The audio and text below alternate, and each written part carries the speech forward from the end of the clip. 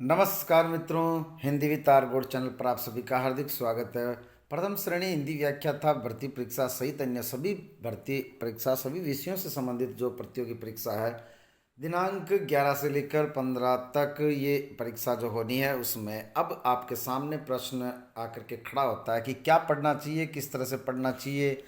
इन 5-7 दिनों में यद्यपि मैं मानता हूँ कि ये इस वीडियो को बनाने में मैं थोड़ा सा देरी मैंने कर दी है, फिर भी जिस तरह से अब आपके सामने जो जो बातें हैं उनमें आप देखिए, मैं इस वीडियो में ये बताऊंगा कि सारांश अब किस तरह से कौन से टिप्स हो सकते हैं परीक्षा से पहले, अब हमें क्या पढ़ना चाहिए। जीके में यदि फर्स्ट पेपर की हम बात करें, हिस्ट्री के 12-13 क्वेश्चन आएंगे, स्कूल मैनेजमेंट के 15 क्वेश्चन आते हैं, मैथ रीजनिंग के 13 क्वेश्चन और आपका अपना सब्जेक्ट। आपके अपने सब्जेक्ट से तात्पर्य ये है कि यदि आप में से कोई हिंदी से फर्स्ट ग्रेड की तैयारी कर रहा है तो हिंदी के 4 प्रश्न फर्स्ट पेपर में आएंगे, वहीं इंग्लिश से अगर कोई दे रहा है तो इंग्लिश के 4 प्रश्न होंगे। कुल मिलाकर के आपका अपना सब्जेक्ट जो है वो 4 प्रश्न का होगा। करंट जीके जो है वो 10 क्वेश्चन आएंगे, ये सारे क्वेश्चन मिला करके 54 क्वेश्चन होते हैं। आपको 40% के हिसाब से जो 30 क्वेश्चन मिनिमम होने चाहिए वो इन 54 क्वेश्चन में से काट पीट करके आराम से लाए जा सकते हैं।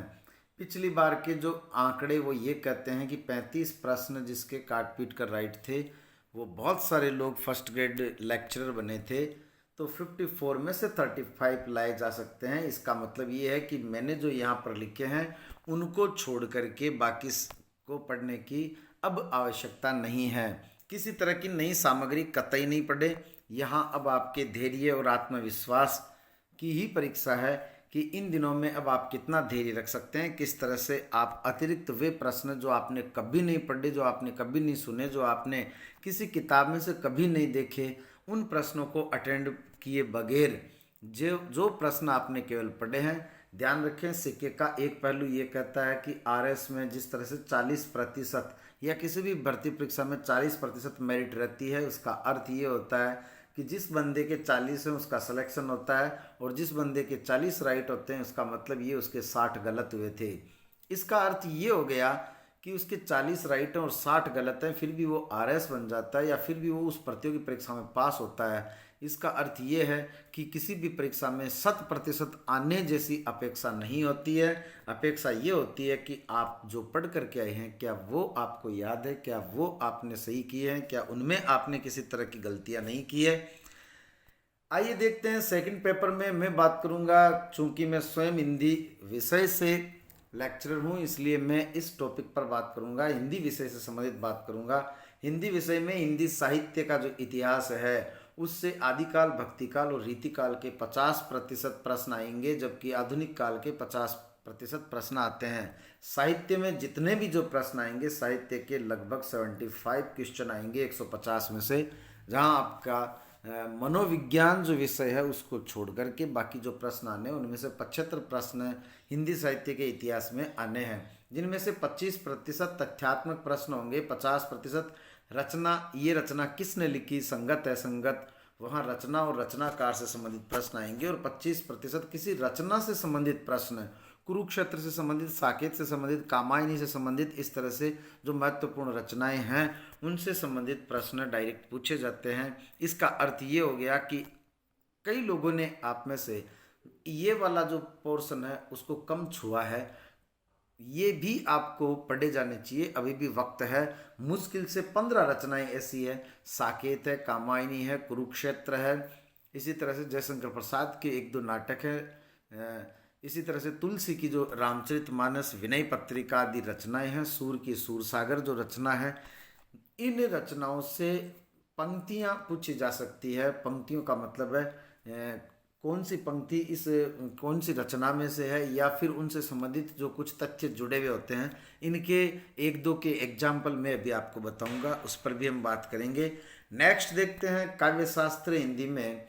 हिंदी में जो काव्य शास्त्र है वे टॉपिक जिनके उदाहरण पढ़े जाने चाहिए। आपसे कभी नहीं पूछा जाएगा कि ये अलंकार कहाँ होता है, इसकी बहुत संभावना कम होती है। और अगर पूछा भी जाता है तो ये सब बता देते हैं, उपमा अलंकार कहाँ होता है, अनुप्रास कहाँ होता है, यमक कहाँ होता है।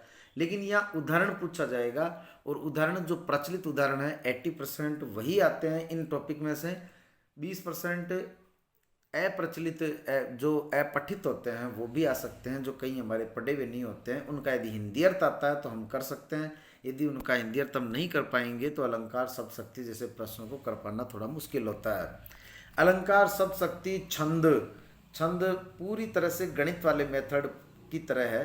ये किसी भी सूरत में गलत नहीं होना चाहिए। काव्य गुण और काव्य रीति जैसे जो प्रश्न हैं इनके उदाहरण पढ़े जाने चाहिए, और उदाहरणों से एक छंद टॉपिक को छोड़कर छंद की गणना की जा सकती है।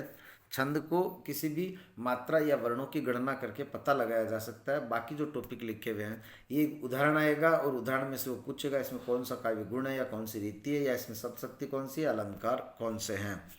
नेक्स्ट हम देखते हैं वे टॉपिक जिनकी थ्योरी पढ़ी जानी चाहिए। यहाँ थ्योरी पूछी जाएगी।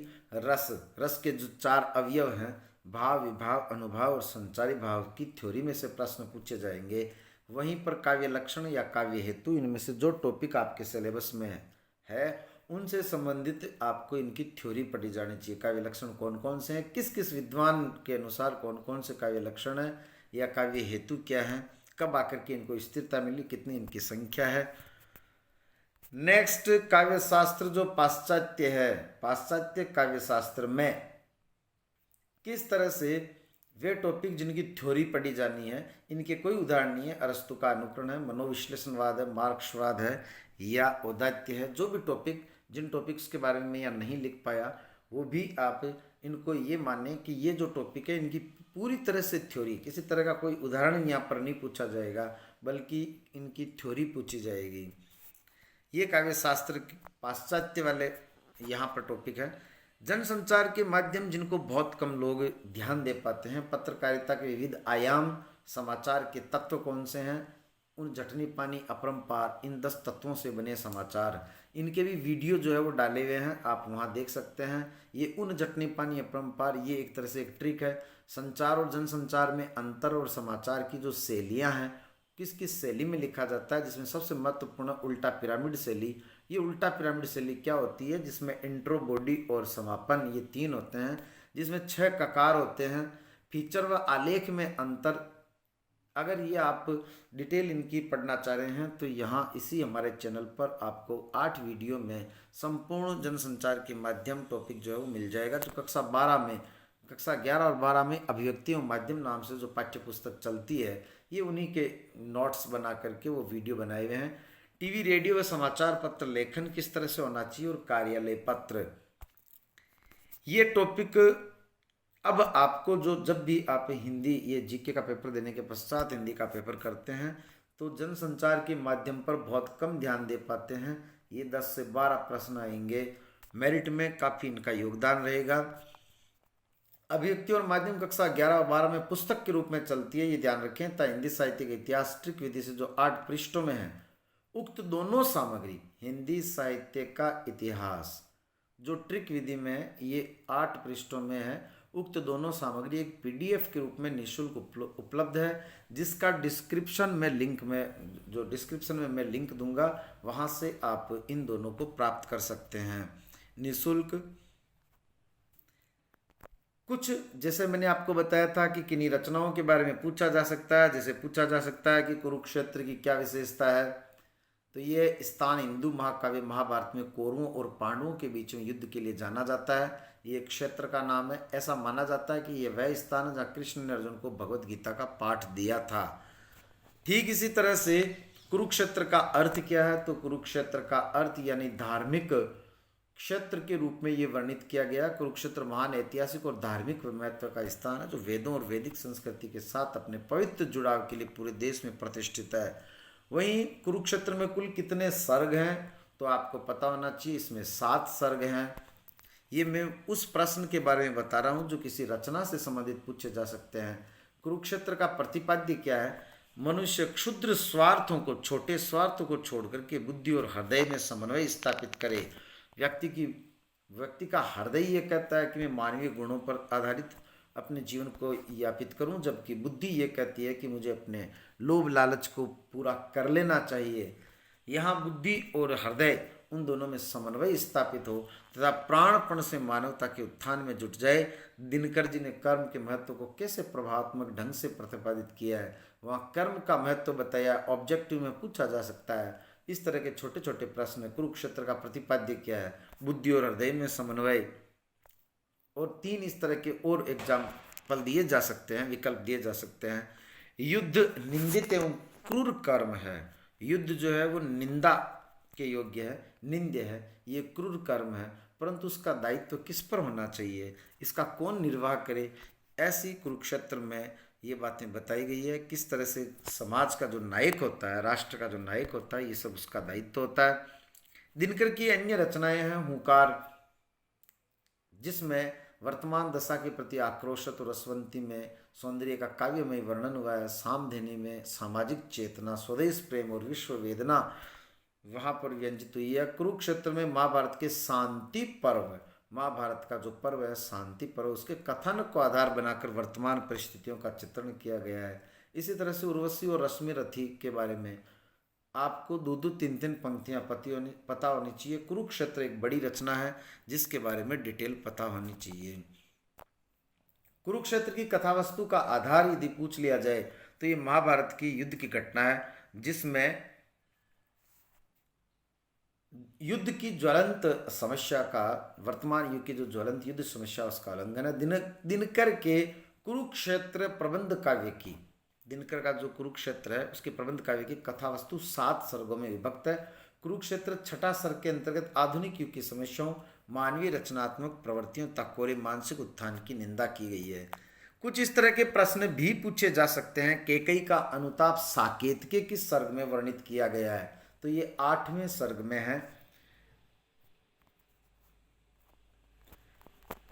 अगर, क्योंकि हम अब उस रचना के बारे में बात कर रहे हैं जो पूछी जा सकती है साकेत से संबंधित, तो केकई का अनुताप ये साकेत के 8वें सर्ग में है। तो वहीं मेरी कुटिया में राज भवन मन भया गीत गुप्त जी के किस काव्य में है, तो ये साकेत में है।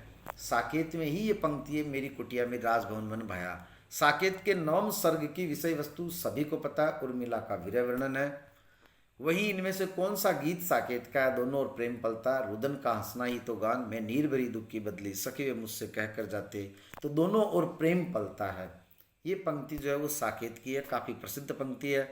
साकेत की रचना करने की प्रेरणा गुप्त जी को किससे प्राप्त हुई, महावीर प्रसाद द्विवेदी से प्राप्त हुई। उनका एक निबंध था कवियों की उर्मिला विषयक उदासीनता, और टैगोर के एक निबंध, इनसे प्रभावित होकर के साकेत की रचना की गई मैथिली शरण गुप्त के द्वारा। साकेत का अर्थ क्या है, अयोध्या। साकेत का शाब्दिक अर्थ है अयोध्या। वहीं पर साकेत किस भाषा में लिखा गया, तो ये खड़ी बोली हिंदी में लिखा गया है। साकेत की जो भाषा है वो खड़ी बोली हिंदी है। इस तरह के प्रश्न पूछे जा सकते हैं। साकेत का जो काव्य रूप क्या है, साकेत एक महाकाव्य है। साकेत महाकाव्य पर गुप्त जी को कौन सा पुरस्कार प्राप्त हुआ, मंगला प्रसाद पारितोषिक प्राप्त हुआ। इसी तरह से सिलेबस में इस बार अलग से दे रखे हैं तुलसी, सूर, मंझन, तो प्रत्येक एक कवि के बारे में जो भी दिया हुआ है। ध्यान रखें, मंझन की मधुमालती काफ़ी प्रसिद्ध रचना है, उसकी हिस्ट्री, उसकी स्टोरी आपको पता होनी चाहिए। कवि मंझन के जीवन वृत्त के संबंध में विशेष जानकारी प्राप्त नहीं हो पाई है। शुक्ल की जो हिंदी साहित्य का इतिहास पुस्तक है उसमें भी लिखा हुआ है। रामपुर स्टेट लाइब्रेरी से मधुमालती की अधूरी पांडुलिपि प्राप्त हुई है। ध्यान रखें, मधुमालती की अधूरी पांडुलिपि प्राप्त हुई है। इस कृति का रचना काल सन 1545 ईस्वी माना जाता है। इस कृति में कनेसर नगर के राजकुमार मनोहर, कनेसर नगर के राजकुमार मनोहर और महारस नगर की राजकुमारी मधुमालती की प्रेम कथा द्वारा निस्वार्थ प्रेम की सुंदर अभिव्यंजना हुई है। अब आप यहाँ पर देखें कि किस तरह से, नंबर 1 आपको पता होना चाहिए कि मधुमालती रचना मंझन कवि द्वारा लिखी गई है। दूसरी बात, ये स्टेट लाइब्रेरी जो रामपुर की है वहाँ से ये पांडुलिपि प्राप्त हुई है, जिसका रचना काल 1545 है। कन्नेसर नगर जिसमें राजकुमार मनोहर और महारस नगर की राजकुमारी मधुमालती की प्रेम कथा ये इसमें व्यंजित है। नेक्स्ट, आगे की बात ये पता होनी चाहिए कि अप्सराओं द्वारा मधुमालती से साक्षात्कार के बाद जब अप्सराएं राजकुमार मनोहर को रात्रि में सोते समय मधुमालती के पास ले आते हैं और उनकी जब आपस में वो साक्षात्कार होता है तो समुद्र मार्ग से यात्रा करके उसके नगर तक पहुंचना चाहता है। बीच की एक दो घटना जो है वो बीच में थोड़ी अधूरी रह गई। फिर दोनों के बीच में प्रेम होता है, वापस दोनों बातें करते करते सो जाते हैं और वहाँ से अप्सराएं जो है वो राजकुमार मनोहर को वापस अपने वहाँ पर लेकर आ जाती है अपने आवास पर। तब दोनों के बीच में जो प्रेम उत्पन्न होता है और उससे उपजा वियोग और राजकुमार मनोहर मधुमालती को प्राप्त करने के लिए वहाँ से यात्रा करता है, समुद्र मार्ग से यात्रा करके उसके नगर तक पहुँचना चाहता है। बीच सागर में ही दुर्घटना हो जाती है, किसी तरह बचकर मनोहर जंगल में पहुंचता है, वहां राक्षस को मारकर मधुमालती की सखी प्रेमा का उद्धार भी करता है। इसका मतलब एक सहज कथा साथ में चलती है प्रेमा के उद्धार की।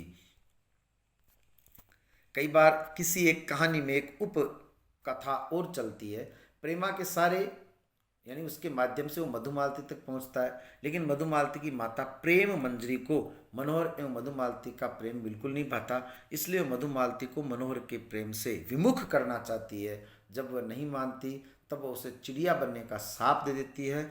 चिड़िया बनी मधुमालती को ताराचंद पकड़कर सोने के पिंजरे में बंद कर देता है। यही उपकथा है प्रेमा और ताराचंद की। एक दिन चिड़िया ताराचंद को अपनी प्रेम कहानी सुनाती है। उस कहानी से ताराचंद द्रवित हो उठता है और उससे लेकर मधुमालती के माता पिता के पास पहुंच जाता है।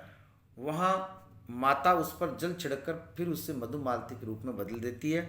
योगी के रूप में मनोहर भी आ जाता है और ताराचंद के प्रयास से मनोहर एवं मधुमालती का विवाह हो जाता है। दूसरी तरफ ऐसा शुक्ल ने भी लिखा है, ताराचंद प्रेमा पर मोहित होता है और मनोहर प्रेमा के प्रणय निवेदन को ठुकराता है।